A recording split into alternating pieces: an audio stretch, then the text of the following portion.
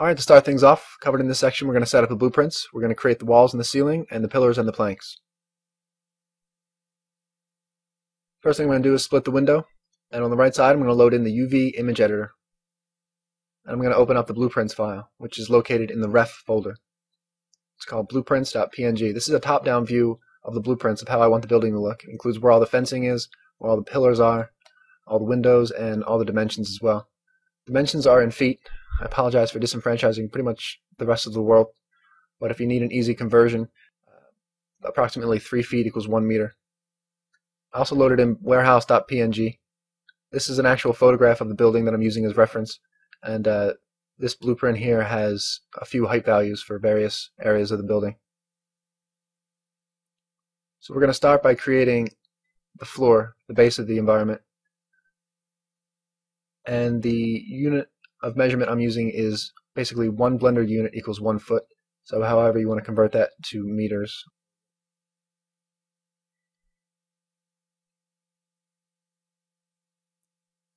One of the most important parts is dimensions. So if you have to use meters and you actually want meters displayed on your blueprints, you might want to take that file into Photoshop real quick, throw down a couple conversions, and so you're looking at a blueprint file that has meters. But if you just want to follow along, from this moment on I'm using blender units. So I'm going to stretch that to about 84 blender units wide. This is the floor that I'm working on here. And then I'm going to stretch it or extrude it up 44 blender units. So there's the base plane that we'll be working with and building on top of.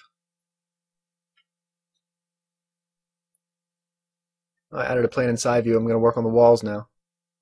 I'm going to make sure to leave space and create loop cuts for windows.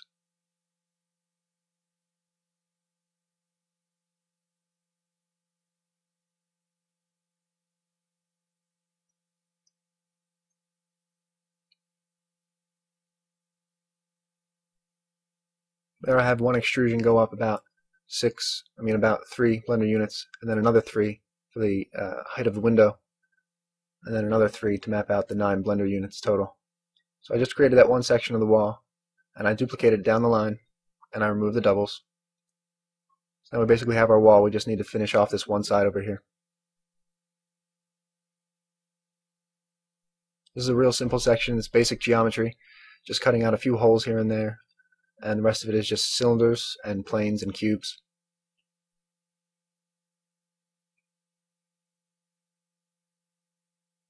I extruded that to the center and I moved it up. That creates our slanted roof. We're going to work with one side of the building at a time, and then we're just going to duplicate it and flip it over to the other side.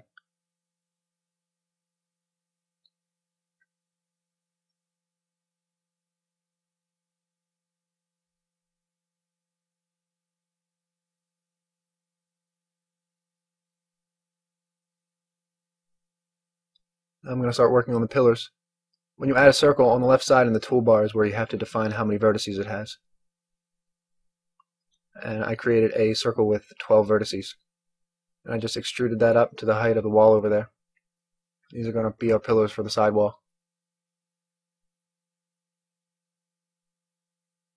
Now I'm creating the support planks that go across the top from pillar to pillar.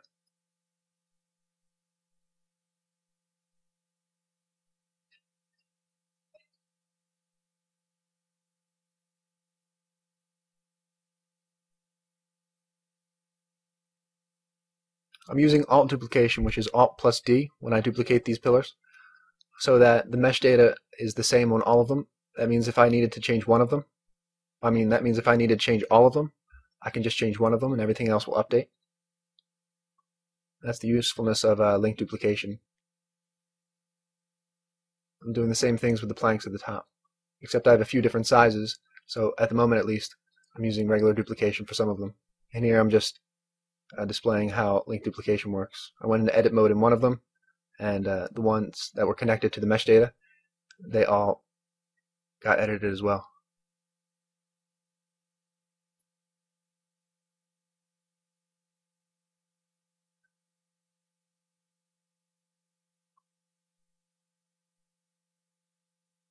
And now I'm going to start creating the trusses for the ceiling.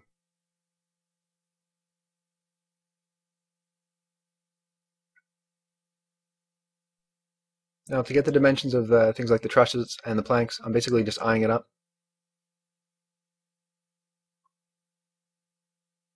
I do make some edits later because I made the trusses a little bit too tall and it didn't look that realistic.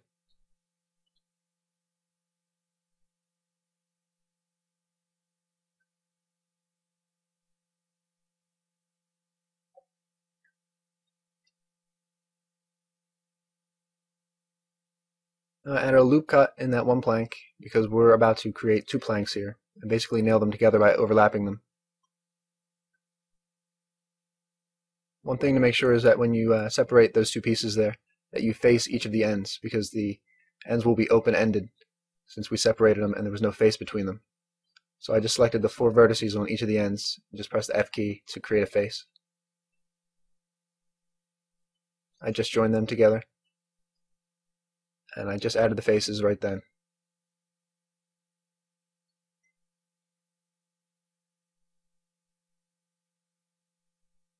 I duplicated that, and because I had the cursor in the center of the warehouse there, I changed the edit mode to work around the cursor instead of the center of the object. That's how I was able to size it to -1 and basically flip it onto the other side. Here I'm just rotating the environment because, I mean, as a personal preference, when I go into front view I want to see something specific. When I go into side view I want to see what I want to see in side view. So don't be disoriented by that. Just rotating the environment to make things easier on me. Now I'm working on the cross beam for the trusses. It's just a simple plank again.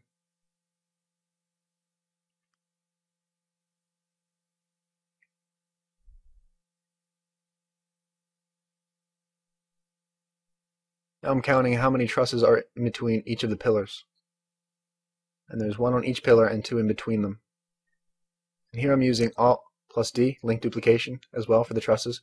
And I'm just duplicating it all the way down the line.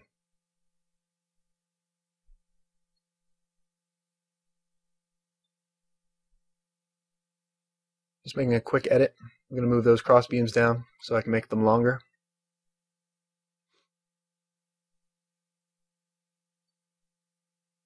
Here I made the roof a little bit too steep, so I'm making it more mellow by bringing everything down a few blender units. And now I'm going to work on the middle pillars.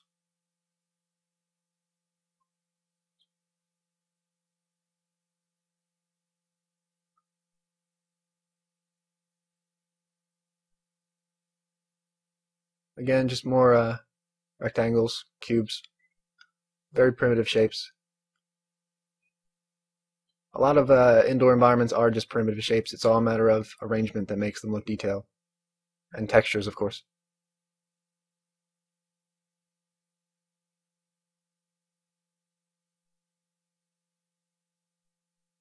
So now here I'm creating one set of supports with the pillars and the planks and the beams, vertical beams. I'm just going to duplicate this down the line just like I did earlier.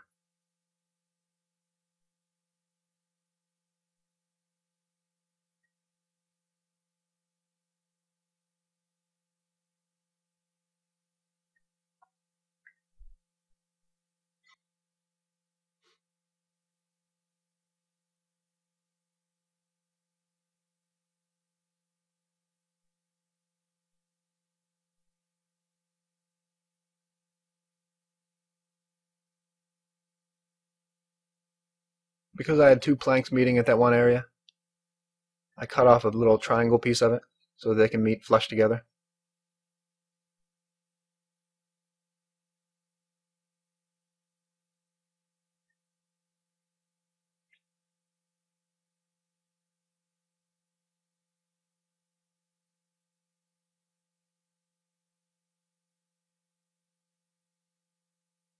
I'm creating one more support plank. This one's going to stretch from the pillar to the truss.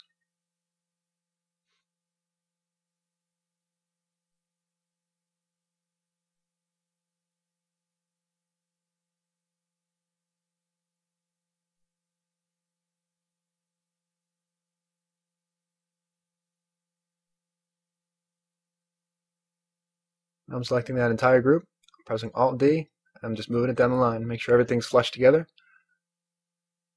Then I'm going to do it again.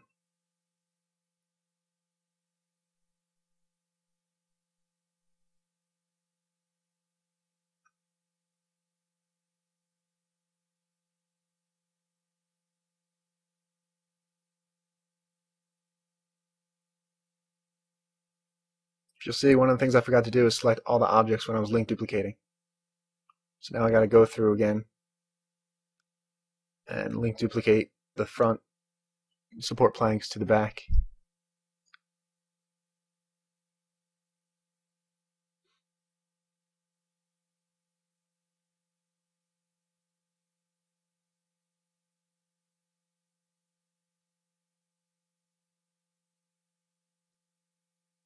Now I'm moving a couple pillars to the ends.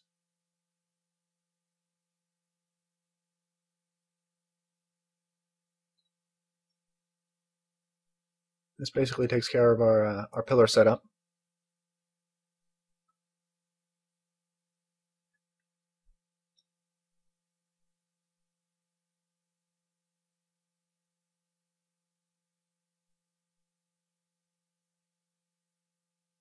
I'm raising the roof just a little bit because we're going to create cross slats now, just small strips of wood on top of the trusses that support the roof material, which is going to be plywood. And there are slats going in two directions.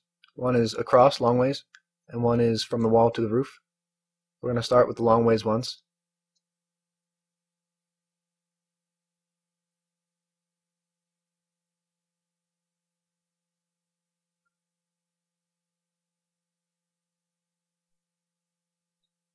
I just deleted those 4 squares I had in favor of just creating one square and then link duplicating it.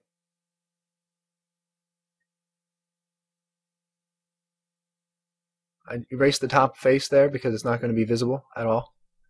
So just for a matter of optimization, I erased that face as I was working on it. And now I duplicated that, a regular duplication, so that I could edit the mesh and make it long ways, or crossways actually.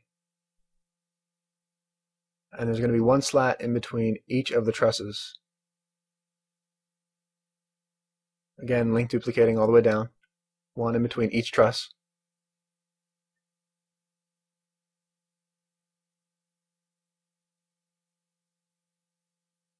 Now I'm selecting all the trusses.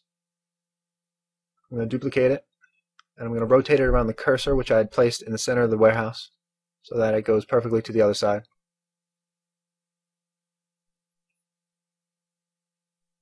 I'm going to do the same thing with all of the pillars. Make sure to link duplicate. It's going to make things a lot easier later on when we UV unwrap these things. Because some of those support planks were intersecting with the trusses, I just did a quick edit, move those objects down a little bit. And this is a main beam at the very peak of the roof that extends the entire length and all the trusses connect to. Now, covered in this section, we're going to make holes in the walls for the windows. We're going to create window frames. We're going to create the windows themselves, and then we're going to place them around the environment.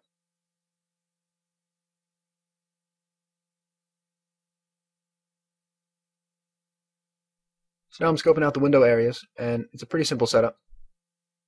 Window frames aren't that complex. I'm going to select the window cutout here and duplicate it, and then I'm going to separate it by pressing the P key. And then I'm going to get into edit mode of that new object that we just separated, and I'm going to create a new plane. And apparently duplicating that window frame was pretty useless because I just deleted it. Anyway, I erased the face in the middle of the plane, and now I'm making extrusions. I extruded it inward and then backward, and now I'm just going to create basic profile shape of a window frame.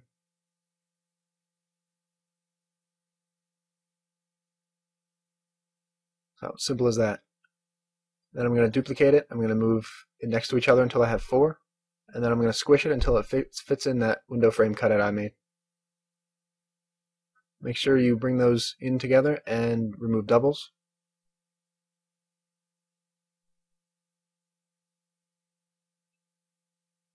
Now the borders of each of the window frames is The border is a bit thick, so I just scaled that down a little bit by moving a few vertices.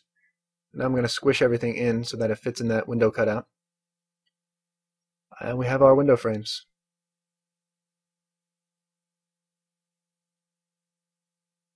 I'm going to select the border, I'm going to extrude it back.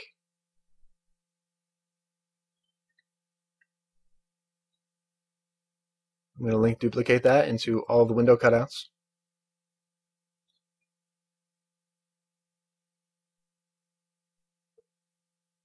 Against the wall, I'm going to select the top support planks, and we're going to move that to the base of the wall and in up against the wall instead of across the pillars. I mean, just to create some floorboards, just for extra detail.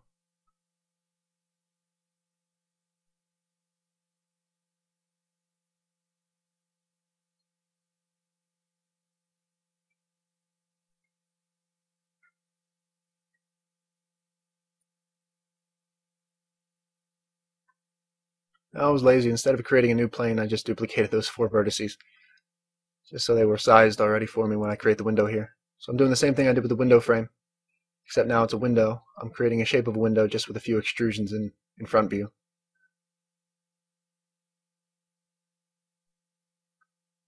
If you hold S and press the X key, you can lock scaling onto the X-axis, or Y or Z, whichever. And then you can hold the Control key to snap it. So that's how I'm able to flip things to a perfect -1. And basically, that's how it... There is a mirror tool, but I just find that sizing it to -1 is a lot easier. Or it's just more what I'm accustomed to. So right here I'm creating the little wooden slats in a window that separate different panes of the window. There's going to be 6 panes on each of these windows, and 3 of these wooden slats.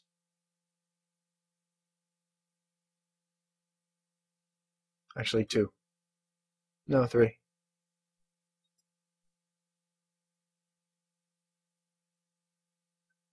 So I just create a little diamond shape.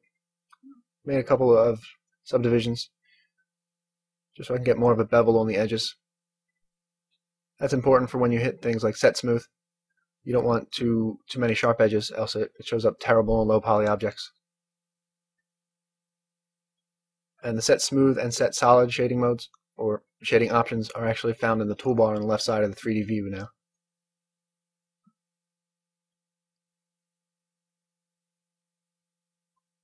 So there's one of our cross beams. Now we're going to create 2 vertical slats, and here I'm just trying to measure out perfectly and divide this thing into a perfect 3 sections widthwise. And I'm fixating a little bit too much on it. It doesn't have to be perfect. It doesn't matter at all. Just eye it up best you can and then move on.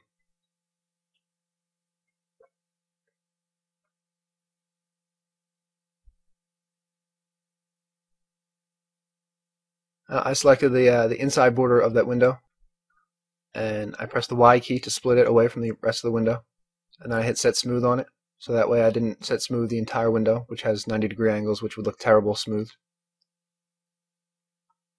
You can also use the edge split modifier. I showed you that in the introduction video. You should actually use the edge split modifier for the rest of this video as well, because there's a few things that I separate edges manually on that you can actually separate automatically with that modifier. I just got accustomed to separating things manually.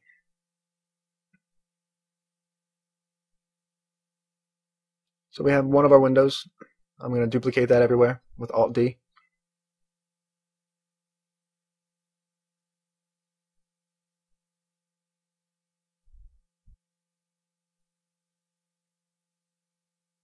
I had to size the window frame up a little bit so it fit perfectly.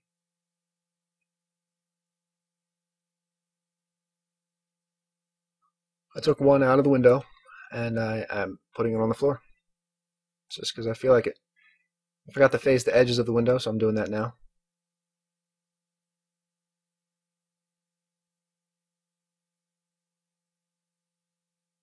We're going to throw these windows all over the environment. Most of them are going to be in the window frames, but some of them are going to be on the ground.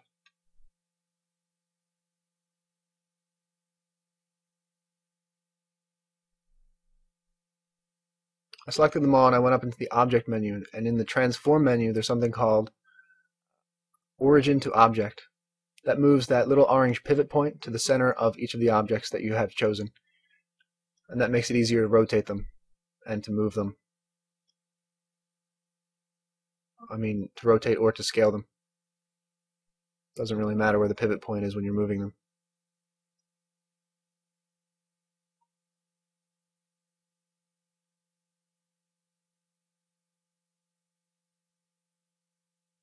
I'm rotating these windows a little bit out of the window frame as well, so it looks like they're cracked open a little bit. Just anything to add a little bit of a disheveled look to the environment. Because it's a real old environment, it's dilapidated. Most of these windows probably wouldn't even have glass if it was real life, but ours do. So covered in this section, we're going to fix plank placement, we're going to create sheets of corrugated metal, and we're going to place those sheets all over the environment. Found a little error in some of the support planks. Some of them are intersecting the trusses, so I'm just in top view going through and making sure there's no more intersections.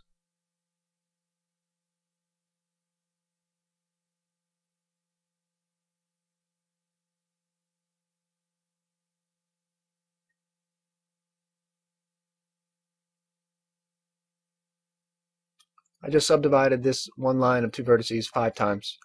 This is going to be the base for our corrugated metal. I'm selecting alternate vertices and I'm going to move them just a little bit to create those bumps in the metal.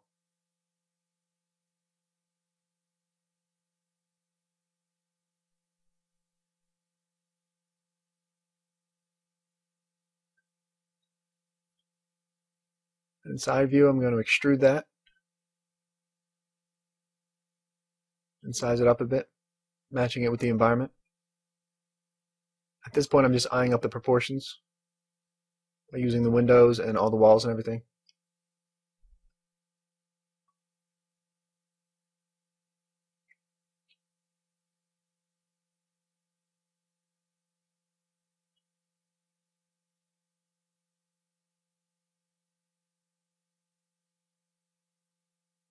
Again, I'm going to select Origin to Geometry to move the pivot point to the center of that corrugated metal.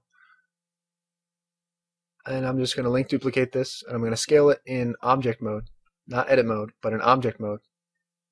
And because they're link duplicates, one mesh only changes another mesh if you edit it in edit mode, but you can still scale an individual object in object mode, and it's not going to change the others.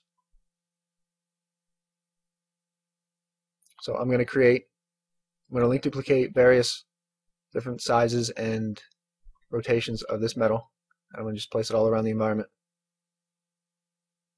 I'm going to scale it on different axes, and I'm just going to make it all look different and make each section look unique.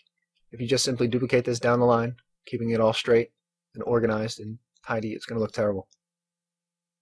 So in each new section, I make sure I do something to at least 1 or 2 of the sheets of metal.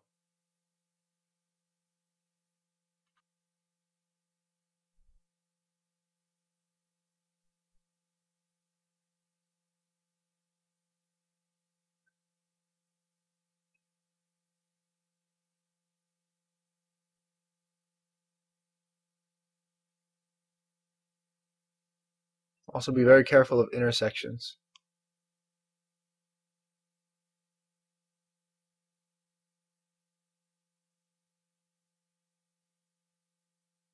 Now we're going to create the back wall, and we're going to separate all the objects into layers. We're going to organize this thing because it's starting to get messy and we have a lot of objects to create still.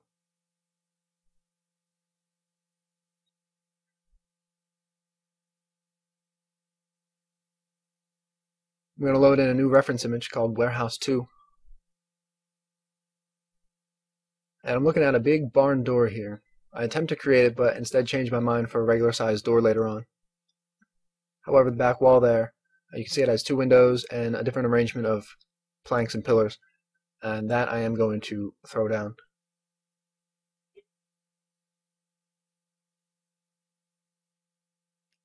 I just took those vertices off the roof and the wall, and I created the basic outline of the back wall. I faced everything together, but I deleted that face, and now I'm creating a few new vertices, and a few new faces. Just add a new loop cut there because we're going to create a big hole there for the barn door.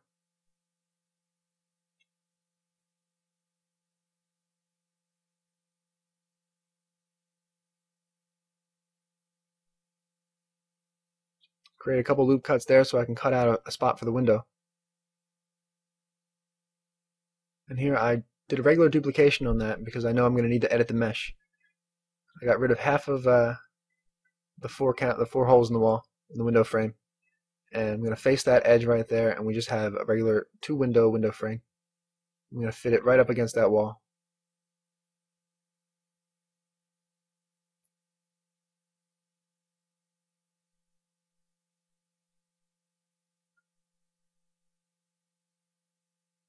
Now I'm going to throw a couple windows over there.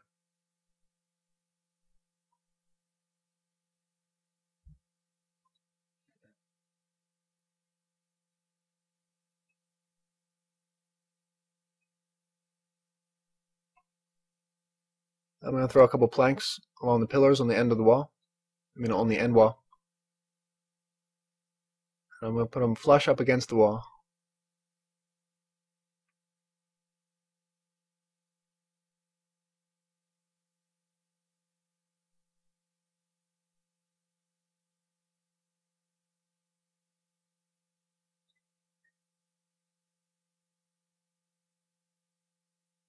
And now back to the main event. Created a few new faces up top there.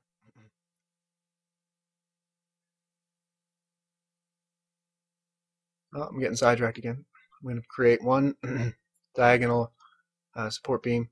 It goes from the main beam on the roof to one of the last cross supports of the trusses.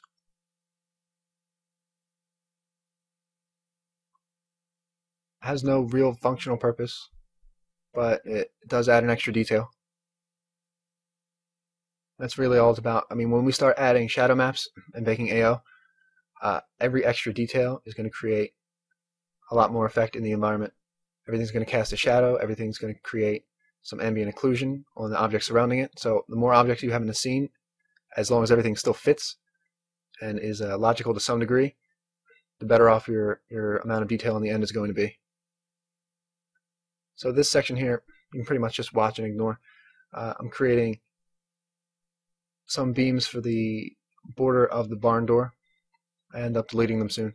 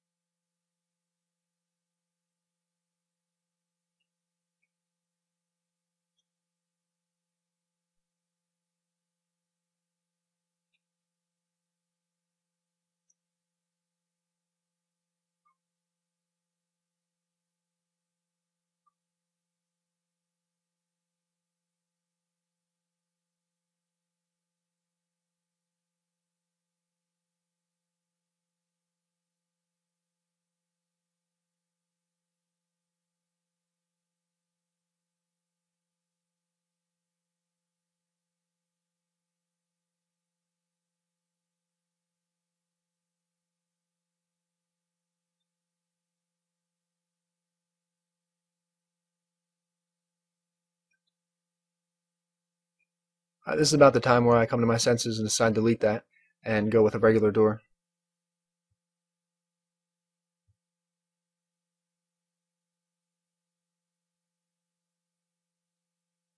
Just refacing the end wall here.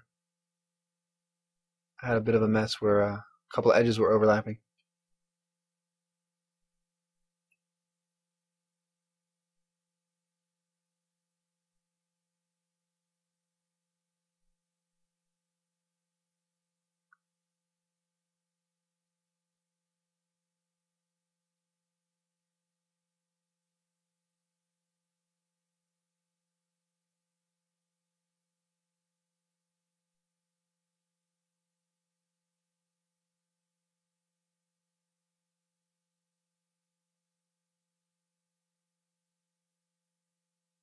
And now we're going to make a quick cutout for the door.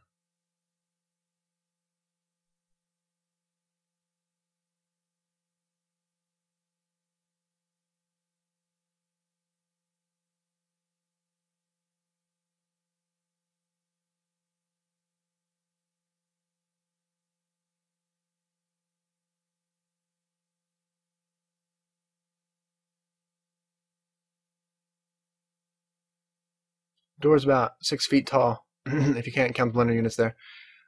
A little bit over, just a little bit higher than the windows.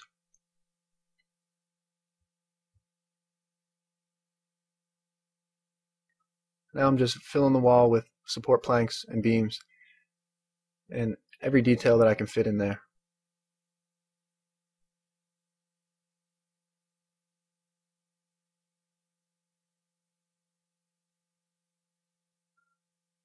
Again, be careful of your intersections. Always keep that in mind as you're doing something. You don't want to go through later and have to go through the environment to make sure nothing's intersecting, because then you're going to forget something. So be mindful of that as you place every new object.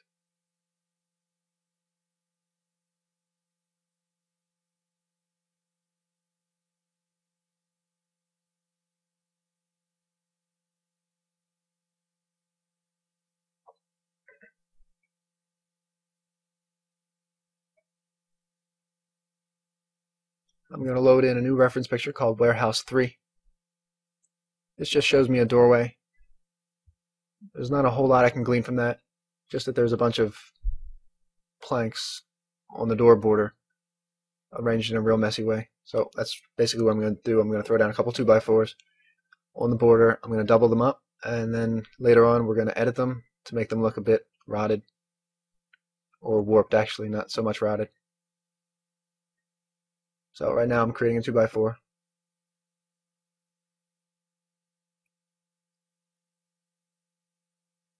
And I'm using link duplication. I'm just scaling it down real small on some of them.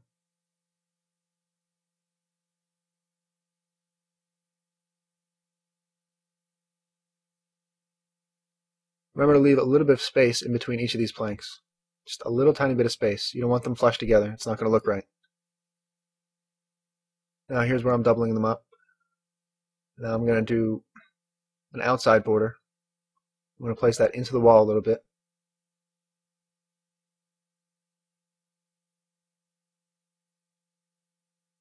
And now just more arrangement of sheets of metal. Just place these things wherever you can, because they're going to look good in the end.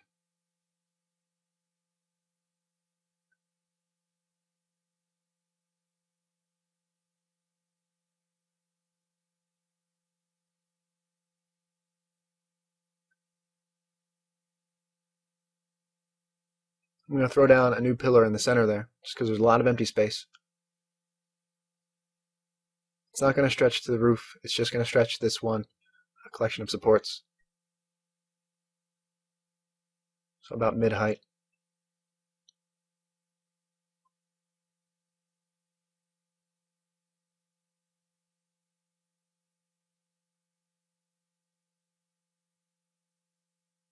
I just threw an extra random 2x4 on the side there, just for the shadows and detail later on.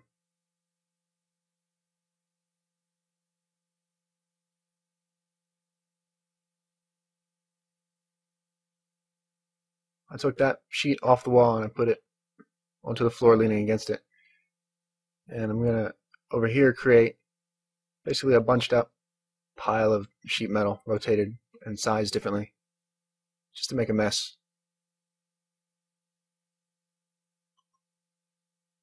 And I'm being very careful of intersections.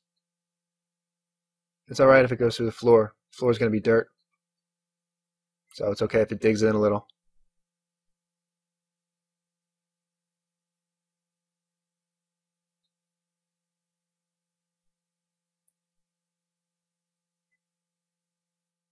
I selected the two top vertices again and pressed Shift and S and selected Cursor to Selection. That's how I centered the cursor there.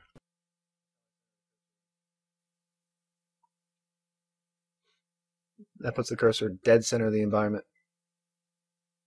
And then I can flip things to the other side when I want to. That's what I'm going to do now, I think.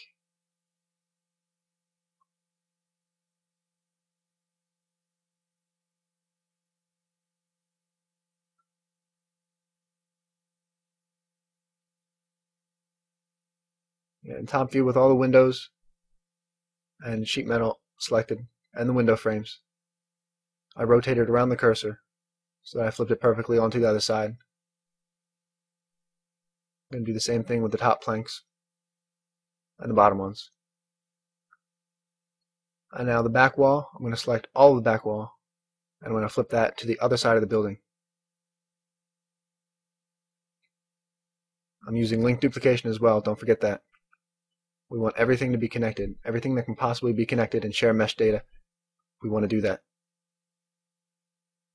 That way when we unwrap later, we'll only have to unwrap one plank and every single plank is going to get unwrapped. Then we can make modifications to the mesh after we unwrap them.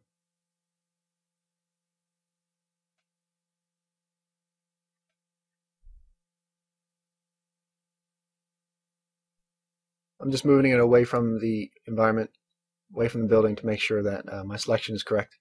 And now I'm layering everything. So I selected one wall, I put it in one layer. I'm going to select the other wall and put it in a different layer. And I'm going to do the same with the side walls and the pillars and stuff. So select whatever kind of layer layout you want. Put whatever wall in whichever layer you'd like. Just make sure there's not too many things in one layer. And you'll be better off later on when things start to really get complex.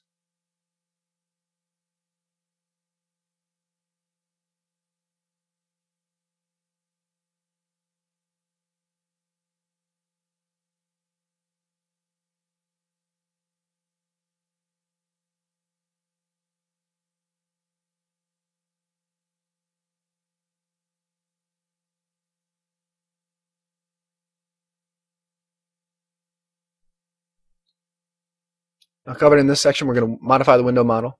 We're going to rearrange windows in the sheet metal, and we're going to create support beams in the center. I modified the window model a couple times actually. This isn't going to be the last time. But this time I think you can pretty much ignore what I'm doing.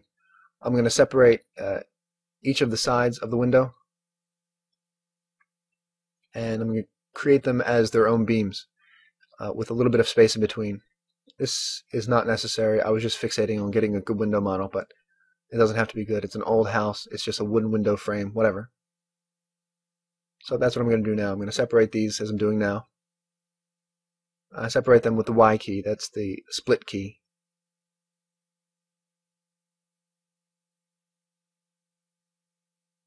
I do make a few changes that I keep, like widening or lengthening the top and the bottom of the window frame. But what I'm doing now is absolutely not necessary. I'm going to separate these. I'm going to face the ends. And you can just ignore this.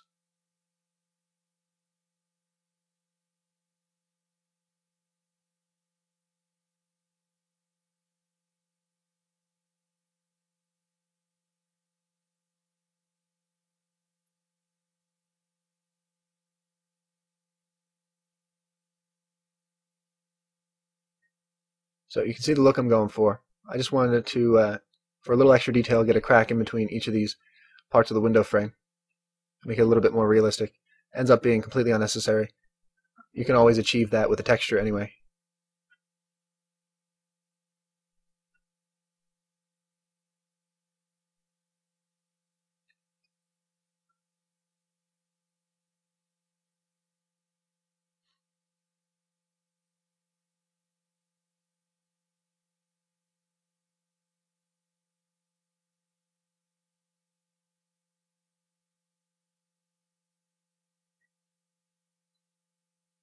So we're done with that for now. Now I'm just going to make some modifications. Deleted those two windows just because I'm going to throw down some sheet metal there. I don't want too many windows in the environment because they're kind of big. I created big window frames because this environment was basically for a zombie game, so I wanted zombies to be crashing in through the windows, so I made nice big open spaces for them. So if I do take them out of the window, I make sure to keep them either flat against the floor or real close to the wall so you're not constantly running into them.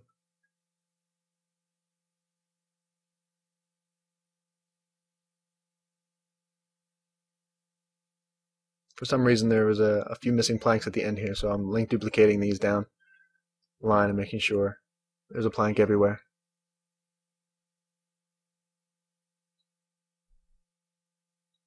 Now this is the other wall that I'm working on right now. I'm rotating all of these sheets and all of these windows to make it completely unique from the wall opposite of it. This is the wall we just duplicated straight over without changing a thing. So I'm just making sure I'm going through I'm modifying every window and almost every piece of sheet metal just to make sure that it's going to be different from the other side. We don't want things looking identical, not on any of the walls. I'm going to do the same with the end walls right now. I'm just going to change one of the walls to be completely unique from the other. That's it.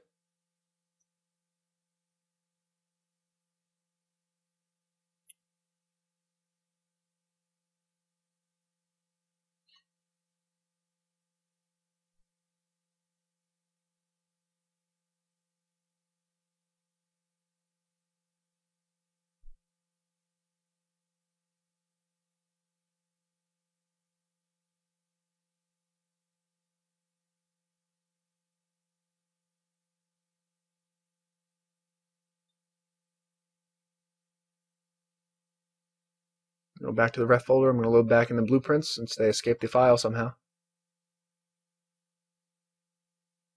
And now we're going to create the center supports, that little collection of fences in the center there. We're not creating the fences now, we'll do that later, but right now we got to throw down one support beam in the very center. It actually does not show up in the blueprints, but in the very center of the whole building there's going to be one vertical support beam.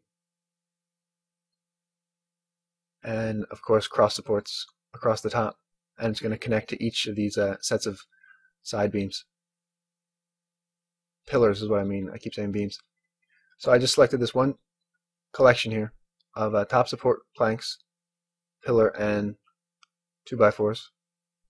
I'm going to link duplicate that, and I'm going to move it to the center in between those two pillars.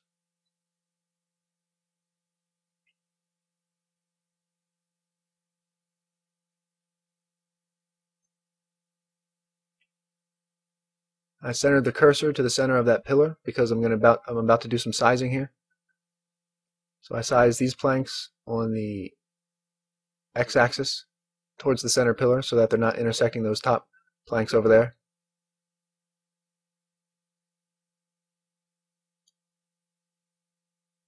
Now these diagonal 2x4s, I'm just going to duplicate them to the back side. And there's our center supports.